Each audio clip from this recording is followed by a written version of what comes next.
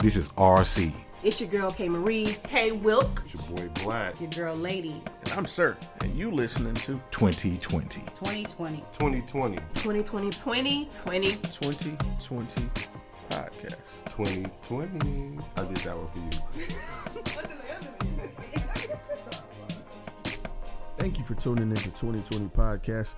I'm your boy Sir, and in case you hadn't listened to the last episode, this is part 2 of our conversation of Nikki Giovanni and James Baldwin. I was about to say Baldini. I don't know where I got that from, but James Baldwin's conversation. We're just discussing what she really meant when she said "lie to me." If you haven't peeped the conversation, when you go to YouTube, just type in James Baldwin and Nikki Giovanni, and you're bound to find it. It's a 2-part, 2-hour conversation, and I absolutely love it. I've watched it about 3 times already. So I definitely recommend you give it a check out before you listen to this episode. But if you don't, I understand. You got to work. You got things to do. You just came here to get to the podcast, baby. I'm with you. I'm with you. So without further ado, I present part 2. Yeet. So it's a chain cycle of us being born and taught, don't cry, you know, man up and stuff. And I get that. You got to be tough sometimes. And we got to stand up and deal with things. But we have to listen to the portion of people that tells us, come here, cry. You have to listen to the woman, the motherly instinct that tells us, come here, lay your head on, listen to my heartbeat. I don't know about y'all, but the most soothing thing to me is laying on my girl chest and just being there. But not many men are actually going to listen to that. I'm going to tell you why, because they're taught not to. And I'm going to tell you another reason. They believe it, but the one time that they try to open up, you get, and I hate to say it, that there's women, y'all have a tongue that's sharper than anything in this world. My God. Yeah. When a man exposes his heart to you, and regardless of what you think about it, if you bring that back up in any negative way, I will never open my heart to you again. And you have cursed the earth with another dog, whether you realize it or not. Because now you've confirmed everything that I was thinking beforehand. Why do you think men... I was just telling Casey, I'm writing a book now about how men... You know how often we'll be wanting to send you a text, we'll read the text and delete it? We do that. No, but see, I understand, but you got to listen to it now. See, and I'm gonna come back to that. We do it too. That's a whole nother topic. Yes, it is. That's a dangerous mindset to have when we're telling y'all to listen sometimes. So we'll come back to that. But we will revise things in our head over and over again to try to get it over the right way without coming off as weak. Because we are taught to be hunters and be strong. So we're trying to convey something and let you in, but at the same time not give you too much. So if you ever have a guy that you're dating and he's acting kind of weird and you don't know where you are, it isn't that sometimes. Some guys are negligent in trying to operate in the gray area. Sometimes good guys don't know how to convey that they are really feeling you. So when we're like, damn, I really like, y'all might leave the room. And it might be us three. I might be like, y'all, I'm kind of feeling Ebony, bro. Yeah. Like, she's really cool. Like, and I might have to get confirmation from them that these feelings are all right. Yeah. And what sucks is it's a whole generation before me that should have taught me that. But they didn't because they're going through what? That same cycle that hadn't been fixed. So... And they teach you survival. You know what I'm saying? Like, because now it's all about self. Because now that one woman has scarred me, I'm going to tell my son, look, you get out there and you fuck everything when you turn 18, put a condom on, you go to school, and don't you worry about these girls. They will get your money and you just don't get married. That's what's happening. School, college, but it's more mothers telling their sons that than fathers, though, really. And that's because fathers are not connecting with mothers. This is the baby mama era. Yeah. Look, the most famous baby mama song, Accusations, Billie Jean. Yeah. Look, really examine that song. Billie Jean is not my lover. She's just a girl talking about I'm the one. Kid is not mine. We kind of, without even realizing it, and there's a story behind that song, I get that, but we jam into a song that's fucked up. Like, that's not an ideal situation. Right. So we're glorifying this baby mama and baby daddy thing, and listen, I understand things happen. I'm not finna down talk anybody who's had a child before marriage. I get it. It happens. When you're a teen, you're curious. Yeah. And then we need release. You gotta have, them hormones and stuff get to happen. So you get looking good, sundress season, stuff happen. But you have to take yourself from the situation. We need that person to be level-headed. I understand that being a baby mama or a baby dad, it's easy to be spiteful. You cannot like the other person, but that child does not need to know that. Yeah. Right. The other people around you does not need to know that. Your mom does not need to know that. You don't need anybody that's willing to co-sign talking trash about other people will do the same shit to you. Yep. So watch your circle. So I'm a firm believer. Like my brother, and I ain't trying to put this business out there, he has a baby mother too. And if anybody asks him anything about him, he's gonna praise him. Oh, the mother of my kids, she's phenomenal. She does everything she can. When I can't step up, she does great things. That's how it's supposed to be. The team concept is gone. Yeah. So we have to bring it back up. Well, we have a team concept. It's like it's not a lot of me anymore. It's like we gonna lie to y'all. And some of that, the social media has started that because people relationship be going through hell in the home, but on Facebook they're a whole nother turn way. And then you're trying to make stuff work for the wrong reasons. Like, but dang, our picture got 1,000 likes, so maybe I should, work it out with him. So that way we're not fixing nothing. That's a masker and a deceiver. Because like Coleman said on Driving Me Wild, like Ryan and Reese or Kamara and Russ, relationships could be dead but look live to us. You know what I'm saying? So that's how we do that. And the back to the church is the most segregated part. I was complaining about some stuff. I ain't gonna say about what, but I was complaining about some stuff. And God was like, well, do something about it. And I said, okay. So I started doing something about it. And that's the same thing with the church. We did something about it. Like we broke away from, the white church or whatever that case may be. But then what did we do? We went amongst our own and started segregating. That's true. Church of God in Christ, Baptist, Methodist, Southern Baptist, and different stuff like that. So now you got some people who like, well, I ain't gonna go, to that Baptist church because of X, Y, and Z. Or I ain't gonna go to that holiness church because of X, Y, and Z. If we broke away from being discriminated against and treated badly, why are we doing the same thing to our own kind? Monkey see, monkey do. The same thing, respect to Nipsey, but the same thing with that. Instead of us, the people who knew him or the people who just thought it was just a bad situation, instead of us saying, that was sad, we need to, come together in our community, we on Facebook dogging people.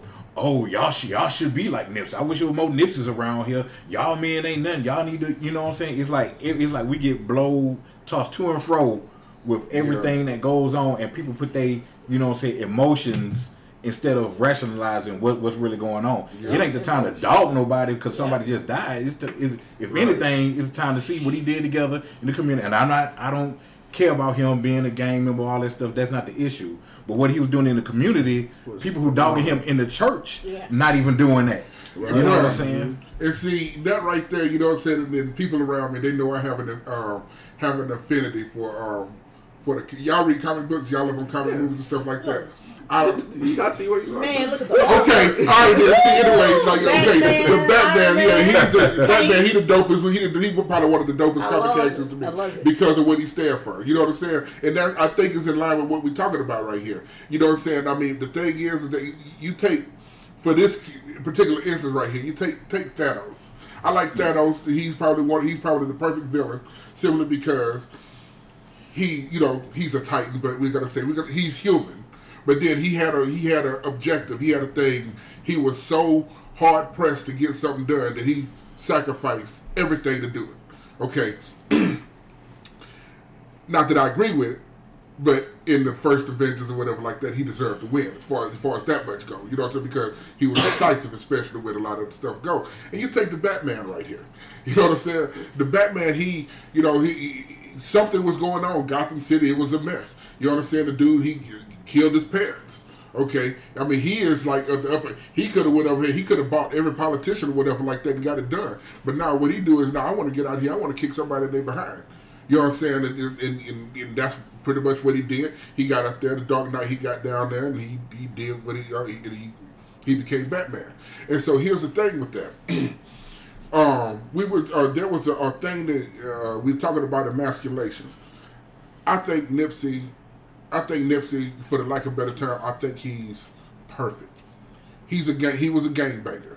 Okay, yeah, he was, you know what I'm saying? So anyway, many would call that toxic masculinity or whatever like that. And I get that. But I think he offset that idea by giving back to the people.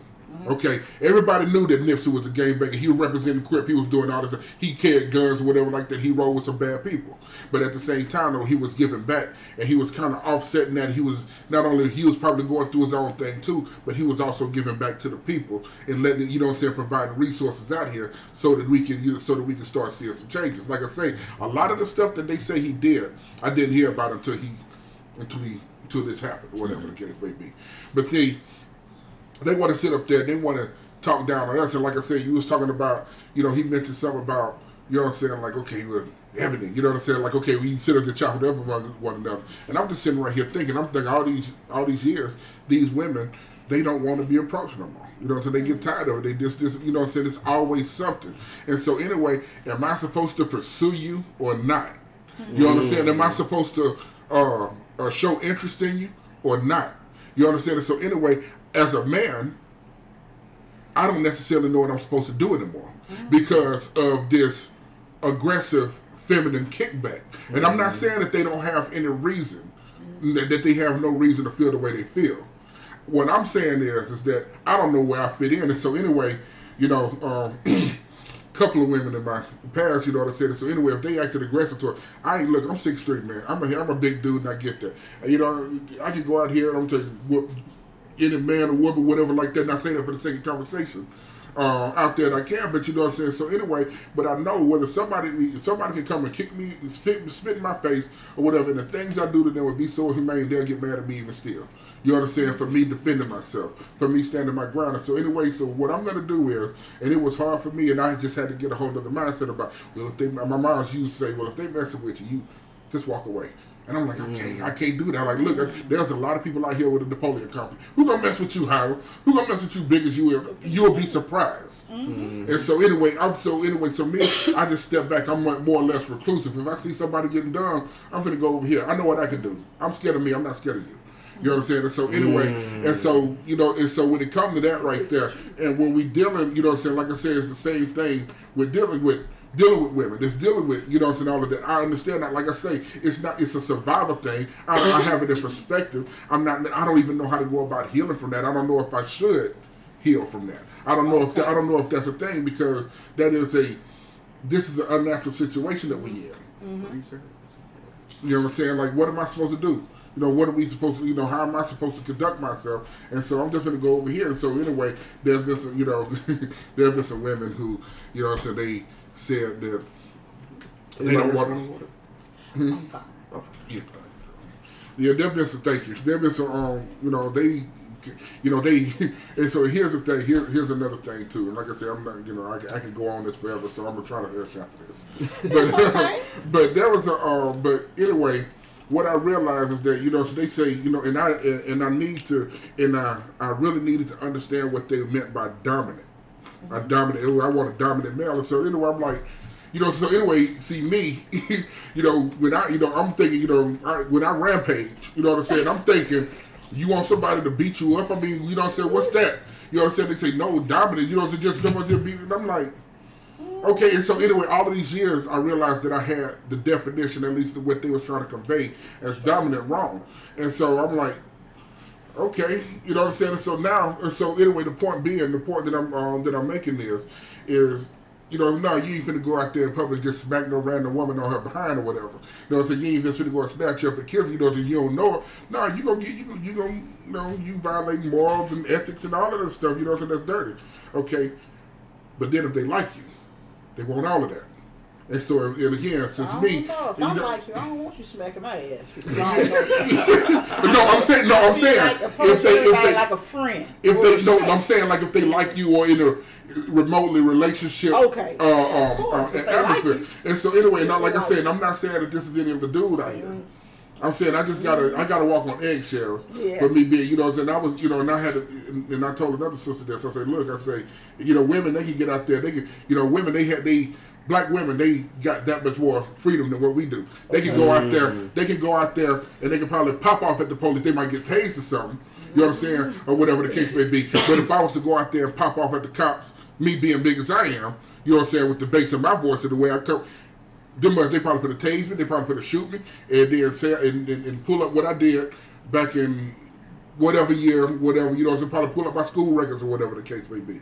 And so anyway, and so with this, I'm not aggressive by no means, but what is masculinity in this day and age? Like, yeah, I'm a masculine dude, but am I doing everything that a man's supposed to? Like, in reality, though, I really don't care. What you know, a real man do this, real man do this. I'm like, look, I really don't care. You know what I'm saying? Like, because I got to live in my skin. You ain't got to live with the consequences I'm dealing with. So y'all can sit up here, y'all can think whatever it is. And so anyway, I'm just gonna sit in my corner. I'm gonna pray, meditate, whatever, and I'm gonna talk to some good people around the table, see if we can figure some stuff out. You know what I'm saying? And so anyway, all of that right there, you know what I'm saying, the older, that's one thing that I was going to get with too about the older generation, is that they dropped the ball. They didn't talk to us like, okay, y'all meant well by just kind of going along with the program. Y'all meant well by wanting to shield us and be, you know, so not wanting to really acknowledge that right there. But the road to hell is paid to good intentions. You meant well, but we dealing with a lot of the similar things, probably not quite as blatant as they live.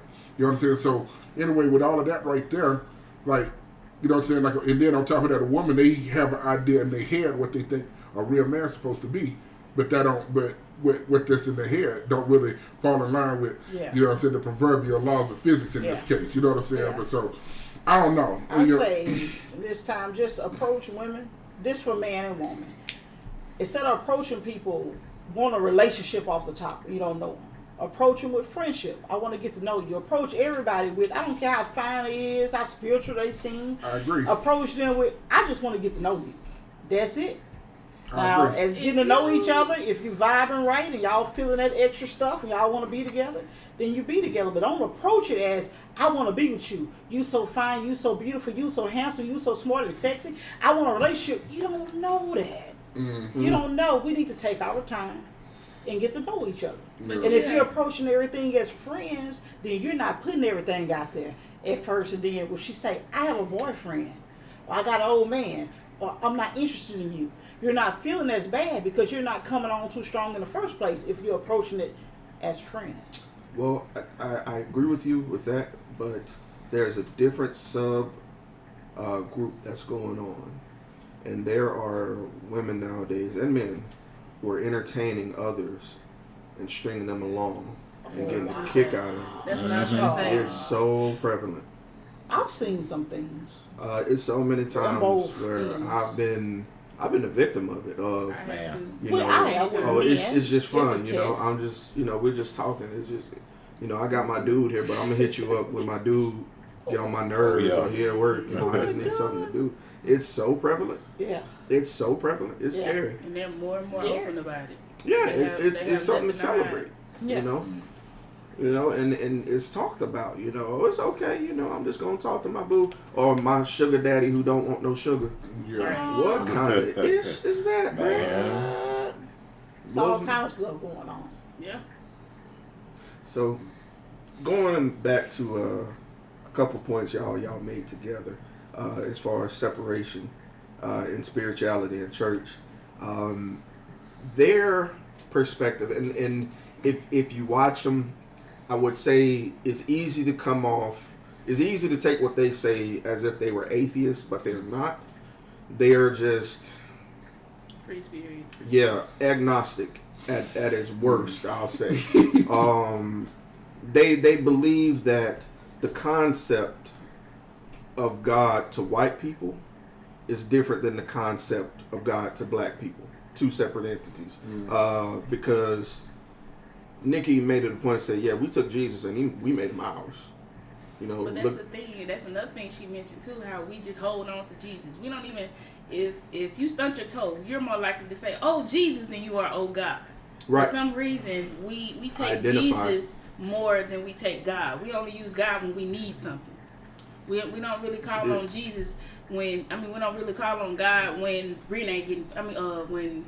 You know, when we meet somebody, oh, thank you, God. We're not going to say that. We're going to say, yes, Jesus, thank you, Jesus. But when something bad happens, oh, God, please help me pay my rent. Oh, God, please help my car start.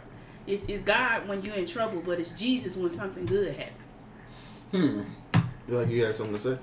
No, I'm listening. Oh, okay, you absorb it. That's how I took what she said. No. That's a new viewpoint for me. And I agree. Now that I think about it, I agree because I still don't understand what's the debate about what Jesus looked like. Like, if you believe in the word, if this was the Bible, so this is true. So we should only be picturing the spirit instead of a color. Is that what you're saying? In a sense, I look at it like this: if you're as Christian as you say you are, if you're a devout Christian and you believe this book is 100% truth, well, that is in the book, so that is truth. What is there to dispute? Right. So, what are you not getting? Yeah. And so now your racism is showing, right? And so I find it in that interview they talk about seeing white people and just they compared them to snakes. And it's like, they might not have the mind of a white person and they may have the mind of a black person, but I can't tell. So I got to play the game and I got to be for myself. I got to be in survival mode, you know, and that's just what it is. I mean, true, there are more biracial couples and things like that nowadays, but you don't really know. Segregation was just a generation ago. I don't think it means much about interracial couples, though. I honestly feel like some people were a fetish, and yeah, I'm gonna be real with you. Exactly. I've dated a white woman, 2 actually, and one didn't tell me her dad was racist until after we broke up, and so I was just being honest. So I was like, was I just a phase then? And she got offended, but I feel that her being offended validated the truth in that situation. Yeah. And maybe she had something that wanted to spite her dad. That's why she kind of came to you in the first place. Right. It was crazy. And people will love you. And this, the problem was I was at a certain workplace. And you're never supposed to have your honey where your money at. But I messed up and did that. So we were working together. We were really close, really good friends for like 3 years. And then we finally decided to date. And when we started to date, then my hours started changing. And people started, looking at me a little different. Certain people wouldn't talk to me no more. Then my lunch break getting pushed further out. I'm working later hours where she don't work. Now I'm like, okay, So regardless of what people say, there are snakes you see and snakes you don't. So, and I said the other day, I fear for biracial couples. And that's on both ends because no matter how much y'all may feel you love each other, how much do y'all relate in this situation? Like, what conversations are y'all having in comparison to the conversation you and I would have? You know what I'm saying? Like, and that relatability is that cohesion. Yeah, bro. And you know what I'm saying? And I think in relationships in general, these days, y'all kind of touched on it, and especially in those, in the racial sense, a lot of these relationships are forced. They just force y'all want to make it work because y'all think that's the thing to do.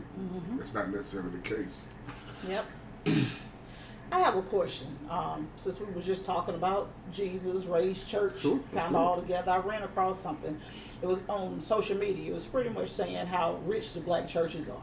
And why do we still have the white Jesus? Now, I know, I'm not being racist or anything, but I have seen and experience being around some black people. They get upset when you talk about a white image of Jesus. They want the white image. That's what I mean. Right. Oh, man. They're upset about, they think that black people, we're being prejudiced because we want to change the picture. They're not seeing that, okay, no, we want to make the picture look like what the Bible say. Exactly. So many churches are scared to even change that image they have up in their church. But what is that saying about us? You remember that? Yeah. You remember probably one of the first pop culture depictions of that was on Good Times. Y'all remember that? Florida, she said that the only savior I know is him, reporting after white Jesus. And so anyway, Michael had to flip through the Bible and show the description or whatever. And so and I mean, even in that right there, I mean, it's like, look. I'm not a Christian, but I'm not going to sit up there and knock it. I'm not gonna, at least in that sense, because white folks, so the white Christians behave starkly different from black Christians. You know, and so that image of white Jesus, I mean, you see people, and they don't. This is one of the things, and I really wish we don't start to understand, is that white Jesus is a symbol of white supremacy. It's a psychological warfare, and if you don't understand that, I remember a guy. Y'all may have heard this quote. He said, "If you adopt a God who is not in your image, if you embrace literature that teaches you to hate yourself and love your enemy, when you're God, you're enslaver. When you're oppressor, you're ensavior. Is one and the same. You become the principal agent in your own destruction." And so when I was looking at that now, it really made me think. I had to really go over that in my head. And like, okay, well, why don't y'all, I was like, look, man, y'all need, look at this. You know what I'm saying? I posted about it a long time ago. These days, I'm just kind of, just kind of whatever. But, you know what I'm saying? And like I said, I'm not necessarily, I'm not finna sit up there and beat up on nobody, no black Christian whatsoever, because it's like a behavior, it's a behavioral thing. It's a conditioning, if anything, because you know it's like, look, something happened to them. Let's say 9/11. I remember I was riding with my homeboy back from Hattiesburg. We was coming through there, coming up airport. 9/11 had just happened. You got a whole bunch of white folks. They up there on the airport. They waving the American flags, honk if you patriot and all the other stuff. And like, look, no. That's how they react. Like, look, you attack us, we finna go ahead, we finna bang back on you. The general consensus with us is that you bang on us, we finna fall on our knees and pray. Okay? And so anyway, and you know what I'm saying, like I said, and I think that's more so of a thing of the older generation. I think, you know what I'm saying, they saw stuff. You know what I'm saying, they just want to kind of, you know what I'm saying, okay, let's, but, with everything that has happened, with everything that has gone on, we got the black, okay, you don't want us to be a part of y'all, okay, we're going to build our own thing. Black Wall Street, bam. Oh, no, we don't want y'all to have more than us. We finna come burn that down. So do you think we're still oppressed? And that's why some of us can't accept the picture of a dark Jesus. That's exactly what it is. And so anyway, like I say, they got everything. Everything is good on that white side. That white ice is colder. Yeah. Okay, and so anyway, you know what I'm saying? That white God must favor them. And so anyway, I got to sacrifice myself, sacrifice everything who I am, and try to become that. Even though you may try to forget who you are, they haven't. You understand? And I'm saying you, not saying you, but you know what I'm saying? But, you know what I'm saying? But like I said, I just think the conditioning, the generational conditioning is a thing. Like I say, Marcus Garvey was a Christian. You understand? What's his name? He was a, so anyway, it's just the mentality to where we, and I was talking about this a while ago. A lot of these churches, and like I said, it's unsettling because I have six of my ministers, six of my uncles ministers, 2 of them passed. And so anyway, it's just a lot of them, and you hear about on Facebook, you hear little stories or whatever like that. They try to, you know what I'm saying, when something happened, Mike Brown, you know what I'm saying, Trayvon Martin, they try to curtail, they try to dead and try to diminish, dissipate that anger energy or whatever like that. And so anyway, that's why a lot of them, a lot of these churches out here, they're struggling, you know what I'm saying, to kind of stay open. You know what I'm saying? Don't nobody have money. I'm like, okay, well, why in the hell don't y'all encourage your congregation, especially the younger children, to take up trades? Don't just tell them to go to college. Tell them to create a business. You know what I'm saying? And so anyway, that is your congregation. They're going to give back. A lot of people, they sit up there, they want to be all mad about tithing. Like, no, you need to keep the doors up. You need to keep the building up or whatever. You know what I'm saying? Tithe and all of that stuff. And so anyway, not all ministers are crooked.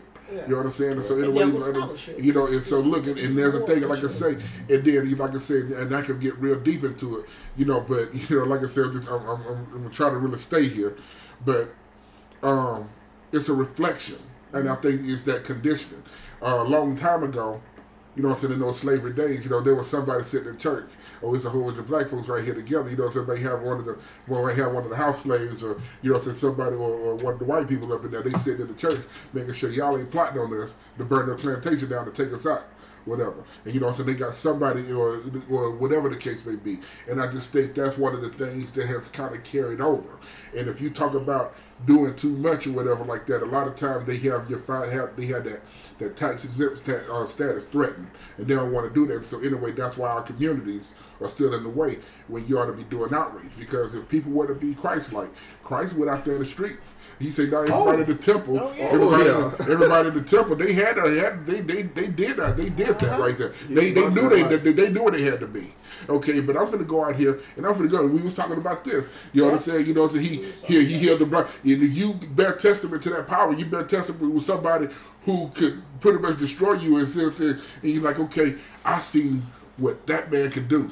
Oh, he is definitely the Son of God. Even if wherever he go, I'm riding with him. And so, in worldly terms, that is exactly why the Romans, that's why they crucified him. They're like, oh no, we got to nip this in the book. And we've seen that played out with Dr. King. We've seen it played out with Malcolm X. We've seen it played out plenty other times. If you get that revolution, you finna give it to the system. Oh no, we got to go ahead. We got to nip that. Okay, but then stand right here with this right here. It's just like a lot of the Christians these days. They're more timid than anything. And one thing about it, though, and a lot of them, they really have to. And I understand that they got to be. You know what I'm saying? Because somebody be quick to call them hypocrite. Look, I feel like I'm spiritual. I feel like, you know what I'm saying. If God sent you here, you know what I'm saying, to do X, Y, Z, you what you need. Look, first, self-preservation is the first law of nature. And so anyway, if somebody say you snapped off and be mean to them or whatever like that, you know what I'm saying, look, I can only do what I can. You know what I'm saying? Yeah, I'm aware of my status, I'm aware of this right here, but you're not finna run over me. And so that's what people need to get it out here. So just being a good person don't mean being a doorman at all.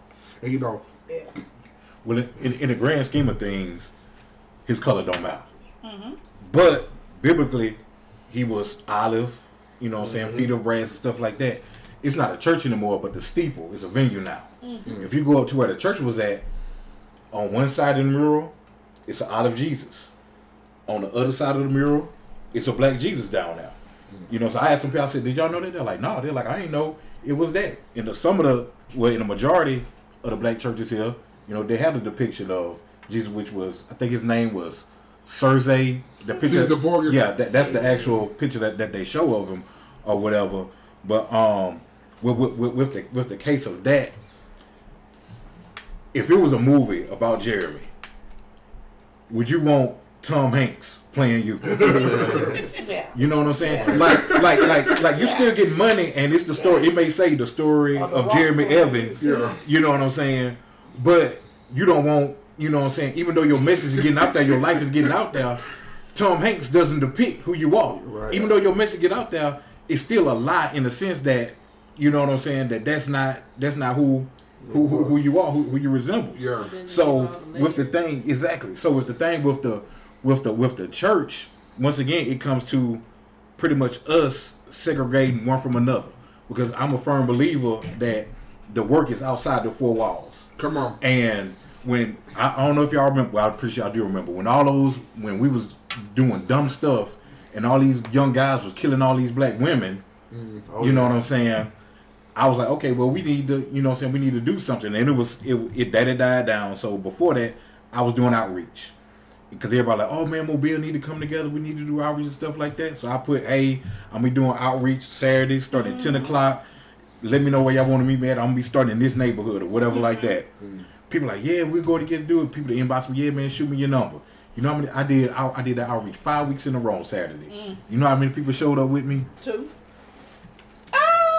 Zero. Wow. Zero. Not on the same. Not on the same. Not put that on the same other hand and let TD Jake say, hey, I'm coming to Mobile. Right. I need some people to help me out. They got the same calls. The same calls now. Is the encourage change, is to help people, is to educate people. The same cause, but check this out. I don't have a heavy name like that. You know what I'm saying? Even though it's for the same cause, we say we want the same thing. We say we want change in the community, but let an outsider who ain't even from the community come in. But he got a big name and a big following, and guess what? You know what I'm saying? Preachers, pastors, bishops, everybody gonna be out there. And the thing about it was, I remember one time I went to I was over in Baltimore, and I was walking, and I saw the guy. That man had a big old, I don't know about the ounce, but that man had a big old thing of weed or whatever like that. You know, I just walked up to him. I said, hey man, I said, what do you think? You know what I'm saying? The church can do more in the community to help out, to do more. You know what I'm saying, in the community. Young guy, you know, he put his hand behind his back and kind of like hit it and was asking me, no sir, yes sir, we could do. You know what I'm saying, this and that. You know what I'm saying? It all starts with a move. I ain't gotta come in there with a robe on and with a collar thing like that. If your purpose is to really help the youth, is to really help, and not even the youth, just to help people in general. Yep. You know what I'm saying? Because I was going someplace and it wasn't even rough. I went down to the Bottoms, the Avenue, RV, Baltimore, stuff like that. Ain't stuff like, you know, like, man, I should have wore a vest and like that. Yeah. But some preachers, they not going to go that way. Exactly. Either they feel like they're too better to go down, or they feel like, you know what I'm saying, they feel like they can't get nothing from them. You know what I'm saying? Because they'll go where they can get something from them. Because guess what? If somebody die, guess where that preacher going? He going to that, well, you know, I got a funeral home right here, you know what I'm saying? If y'all want me to bury him, they gonna go that in. But to talk to John, Sue, Jane, Paul, whatever like that, they ain't gonna go there just to minister to them. Especially if you're not gonna come to their church and give you some of their money. So you feel me on that? You was understanding where I was coming from. Yeah, I love outreach. I told my whatever. I mean, not to y'all, but whatever. Before I say what I'm finna say, I told my pastor, I said, if I never was to ever get a church, I'm fine doing outreach. I love outreach. Because that's where you're free at. Inside the church, it's so many rules, so many, you know what I'm saying, business, political stuff. You can't do this, you can't do that. You got to go by this, by that. And outreach, you're free. You're free. You know what I'm saying? You're free because we was doing, the church I go to, we was doing outreach down at downtown. That's where all the homeless and less fortunate people would, you know what I'm saying, would be. And it was free. It wasn't no, okay, you got to read the scripture right here. Yeah. Okay, you got to pray right there. Have a God led you to minister to the people or to do to the people. That's what happened. You know what I'm saying? Everybody don't need a prayer right then. Everybody don't need, you know what I'm saying, scripture right then. Some people just need some words or need a hug or something like that. Because some of those people that we bumped into that were homeless, some of the people were pastors. We walk up some were reading the Bible. We walk into some people like, yeah, man, I had a, you know what I'm saying, 6-figure job and life just happened. Yeah. You know what I'm saying? So if we're saying that we need to help people, and supposedly everybody inside the church supposed to have it together, but we're always inside the church, how are we helping the people that are outside the church? You know what I'm saying? So like when I told y'all before, I was complaining about stuff going inside the church as I felt about the church as a whole. And God said, well, do something about it. Yeah. Well, I am. I'm going to start doing outreach again. Yeah. You know what I'm saying? And it's not to bring no glory to me, anything like that. But if people really need help and you see it's not doing something done, and I got 2 legs, a vehicle, whatever like that, then you got to do what you can do to make that change. Whether you get 1 person, 2 person, or 20 or 30, it's... You keep doing. One of my non-preacher uncles right there, like I said, because I really believe this cat, I believe he was the one that saved my life. He gave honor and glory to God. You understand? But, you know, like you said it in so many words. Sometimes, what he told me was, he said, sometimes he says a lot of people sitting in jail. A lot of people sitting in bad situations just because they didn't have somebody to talk to. Exactly. You understand? Yep. And so, and I took that to heart. You understand? I'm sitting right there because, like I say, I didn't, you know, like I said, I'm, you know, I with all due respect to the older generation, like I say, they had a whole lot going on, maybe whatever. But then I think they were extremely negligent in not forging bonds. I'm like, okay, you know, you need to talk to people. You need to talk to them. And like I say, yeah, you might come in the name of God. You might come in this. Look, talk about the birds and the bees. Talk about these STDs out here and why you shouldn't be going and having sex with any and everybody out here. God might be in the midst of it, but show me how to balance a checkbook. Pool resources. Talk about things like that. Things of that nature. You understand? And aside from the rift between the generations right here, you understand? There's no bond. There's not an elder I can go to and write off that I can think of that I can sit down to and just listen to and talk about real world things like this. And it's not that they don't know, it's that they just don't want to talk about it for one reason or another. It's like, you know, and that's, you know, yeah, some things may be painful or whatever the case, but there's some things that need to be said too. And, you know, and we need to get out our feelings about that. And so I'm glad you said that, man. I said we tried everything else except for investing in ourselves these days. And so in that right there, that's one thing that we sorely need. We sorely need. And that's going to do it for part 2. Do you agree with Hiram? Is there a disconnect between our generation and the previous generation? Is there a lack of communication? And what can we do to help that? What can we do to start that tough conversation? In the meantime, I need y'all to do me a favor. I need y'all to go to youtube.com, Look up 20/20 podcast, and I need y'all to subscribe. We are almost at 100 subscribers, man. And if I can get to 100, I might have a secret video for y'all. I might. I'm not saying it's something that exists, but I'm saying that I might have something. So hit us up, man. We're trying to get on that level where we can be worldwide. So help us help the community by sharing this. Share this podcast. Somebody you love, send this podcast to them. Post it on your page. Like it, subscribe, share, all that good stuff. I got to get out of here. I'm tired. So yeet.